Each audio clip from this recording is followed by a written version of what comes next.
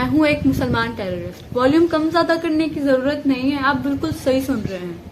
میں نے یہی کہا, ایک مسلمان ٹیررسٹ. ہم مسلمان ہیں پر دنیا ہمیں ٹیررسٹ, ایکسٹریمسٹ, سسپیکٹ کی نظر سے دیکھتی ہے. تو کبھی داڑھی, کبھی ٹوپی, تو کبھی تسبیح کو. ہماری عبادت سے پہلے ہمارے حجاب کو دیکھتے ہیں, اللہ کے ذکر سے پہلے ہمیں شک کی نگاہ سے دیکھتے ہو.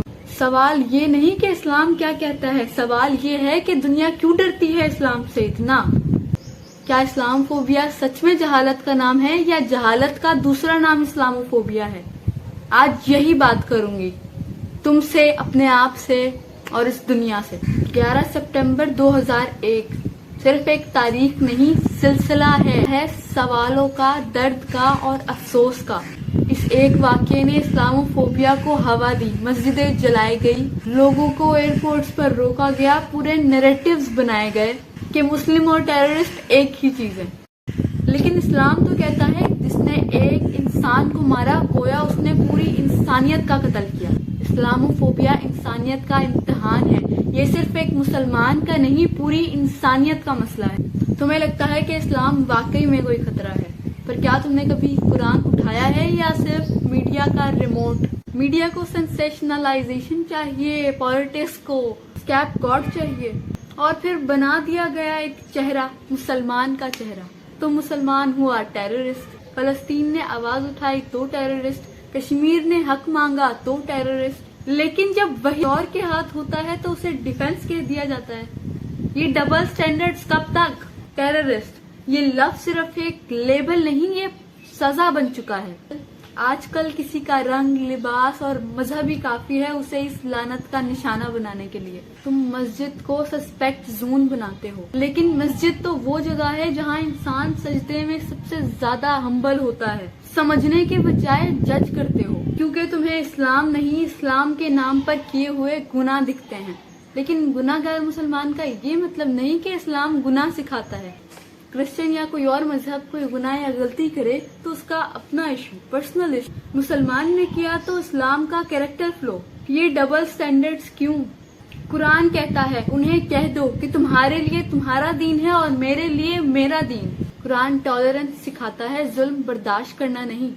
نبی نے صبر بھی کیا ہے اور وقت پر آواز بھی اٹھائی ہے. حجاب بین, بیئرڈ پہ سسپیشن, مسجد پہ اٹیک, نماز پہ نظر. ٹیررزم ہیز نو ریلیجن کہتا ہے میڈیا, پھر بھی بلیم اسلام پر. آج ضرورت ہے کہ ہم صرف اپنا امیج ہی ڈیفائن نہ کریں بلکہ ظلم کے خلاف کھل کر بولیں. جو لوگ اسلام کو بدنام کرتے ہیں ان کا اسلام سے کوئی تعلق تک نہیں, اور ہم خاموش ہیں, جواب نہیں دیتے تو دنیا اپنا نریٹو لکھتی ہے.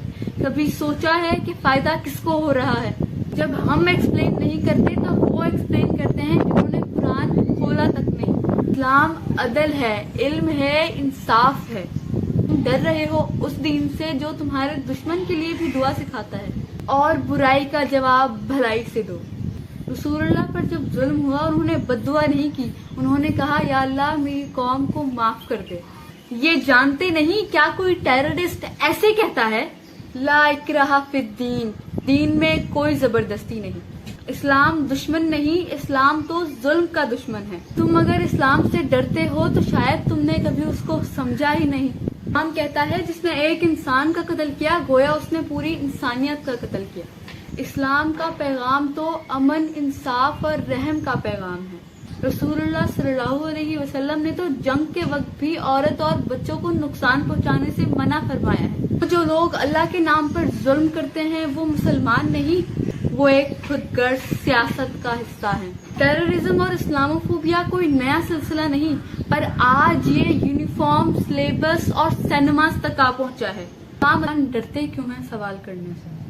اسلام فوبیا کا مطلب سب سمجھتے ہیں, دنیا کے اسلام کا ڈر. آج کے مسلمان خود بھی اسلام سے ڈرنے لگے ہیں سوال کرنے سے, سوچنے سے, پوچھنے سے. علم کی بات کو گمراہی کہہ دیا گیا ہے. ایسے لگتا ہے کہ جیسے دین کوئی راز ہے جو صرف چند لوگ ہی جان سکتے ہیں. لیکن سوال کرنا تو سنت ہے. صحابہ کرام نے محمد صلی اللہ علیہ وسلم سے ہر بات پوچھی. پہلے پوچھا جاتا تھا یا رسول اللہ اگر ماں مر جائے تو اس کے نام پر صدقہ کیا جا سکتا ہے؟ ان کو جواب ملتا ہاں بالکل. پوچھا گیا کیا روزے میں پانی سے غسل کرنے سے روزہ ٹوٹ جاتا ہے؟ جواب ملا نہیں۔ سوال کرنا گناہ نہیں، سنت ہے۔ لیکن آج اگر کوئی پوچھ لے کہ پردہ کیوں ضروری ہے، عجیب سوال کر رہی ہو، اسلام سے دور ہو گئی ہو کیا؟ ہم سب گنہگار ہیں، انسان تو ہے ہی خطا کا پتلا، مگر کسی اور کے سوال پہ حملہ کرنا اور اسے فتنہ کہنا یہ اسلام نہیں، یہ اسلام نہیں۔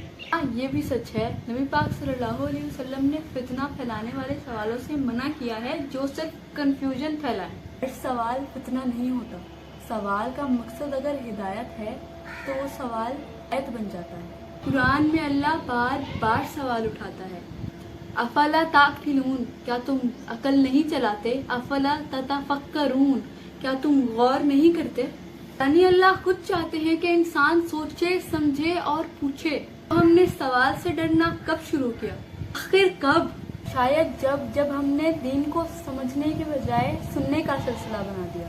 نہ ہم مسائل پوچھتے ہیں اور نہ ہی سمجھنے کی کوشش کرتے ہیں، اور جب کوئی پوچھتا ہے تو اسے گمراہ کہہ دیتے ہیں۔ دنیا کیا کہتی ہے؟ دنیا کہتی ہے مسلمان جواب نہیں دیتے، وہ کنفیوز ہیں، وہ ریجڈ ہیں، اور ہم چپ ہیں، جو کہہ رہا ہوتا ہے اسے بھی روک دیتے ہیں، اور پھر دنیا اپنا من گھڑت اسلام ہمارے نام کر دیتی ہے۔ ہمیں سوچنا چاہیے، اسلام کا دین ہے، صرف عبادت کا نہیں، سوچ کا دین ہے۔ رسول اللہ صلی اللہ علیہ وسلم کے زمانے میں سوال سے ہدایت ملتی تھی، آج سوال سے شرمندگی ملتی ہے۔ کیوں؟ جو بیت گیا سو بیت گیا، جو ہو گیا سو ہو گیا۔ اپنے گھر میں سوالوں کی گنجائش رکھیں۔ بچے اگر دین اور دنیا کا کوئی سوال کریں تو انہیں سمجھانا ہے، جھٹکنا نہیں۔ مسجدوں میں کھلا ڈائیلاگ پروموٹ کیا جائے، صرف خطبہ نہیں، انٹریکٹیو کوسچن آنسرز ہونے چاہیے۔ سوشل میڈیا پر نفرت نہیں، تفہیم پھیلائیں۔ کمنٹ باکس میں جواب دیں، سرکازم نہیں۔ علماء اور اسکالرز کو انکریج کریں، فتنہ اور علم کا فرق سمجھ کر جواب دیں، نہ کہ کسی کو گمراہ کہہ کر بند کر دیں۔ ہر مسلمان کو یہ سمجھنا ہوگا کہ سوال کرنا اسلام سے دوری نہیں بلکہ قربت کا راستہ ہے۔ اسلام کا اصل مزاج سوچ، سمجھ اور سوال کی روح سے جڑا ہوا ہے۔ آج بھی اگر ہم سوال کرنا شروع کریں تو گمراہی نہیں، روشنی ملے گی، علم ملے گا، اطمینان ملے گا۔ میں ہوں بے نظیر رانا، میں کہتی ہوں سوچو، سمجھو، سوال کرو اور دین سمجھ کے چلو، لوگوں سے نہیں اللہ سے ڈرو۔ شکریہ۔